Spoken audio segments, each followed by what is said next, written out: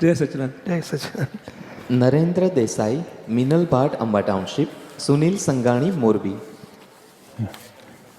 જય સચ્ચિદાનંદ. નરેન્દ્ર દેસાઈ. બોલો. પૂજ્યશ્રી, સવારે આપતવાણી ભાગ 14 પેજ નંબર 156 ઉપર દાદા એવું કહે છે કે ચંદુભાઈને તો વાગે જ ને, લોકો મારે ત્યારે શુદ્ધાત્મા થઈ જવાનું. તો પૂજ્યશ્રી, દરેક ઘડીએ જુદા રહેવાનું, પહેલી વાત એક આ, અને બીજું એમ કે લોભમાં, માનમાં, અહંકારમાં પણ આ રીતે જ જુદા રહેવાનું.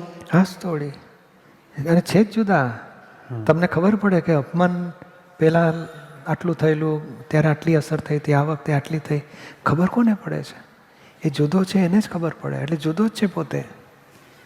એ જુદો છે એવું હવે રાખવાનું છે. હા, અને આ તો શું પૂજ્યશ્રી, ફક્ત બિલીફથી બગડી ગયું છે. મને થાય છે, હું જ કરું છું, એ બિલીફ બેસી ગઈ છે. એ હવે જુદું પાડવાનું. કોના બિલીફ રંગ ઉપાડી લો. જેને થાય છે તે હું નહીં, જે કરે છે તેને જાણે છે તે હું છું. એ બિલીફમાં આવી જાઓ, રાઈટ બિલીફમાં.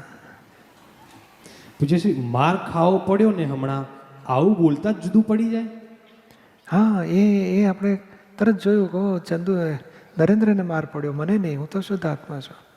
કે માર વખતે તન્મયાકાર માન્યતાથી થાય છે, બાકી ખરેખર પોતે જાણનારો જુદો જ છે અંદર. પણ એટલે પૂજ્યશ્રી, તરત ખબર પડી જાય કે આ વાગ્યું, અહીંયા નથી વાગ્યું, અહીંયા વાગ્યું. અને આવું નરેન્દ્ર બોલ્યો વાંકા શબ્દો, એટલે પેલો ઉશ્કેરાઈ ગયા, ટોકી દીધું. બધી ખબર પડે આપણને. પૂજ્યશ્રી, પેલો ચચરાટ જે થાય છે એ કોને થાય છે? એ દેહને થાય ને, અને અહંકારને થાય થોડોક.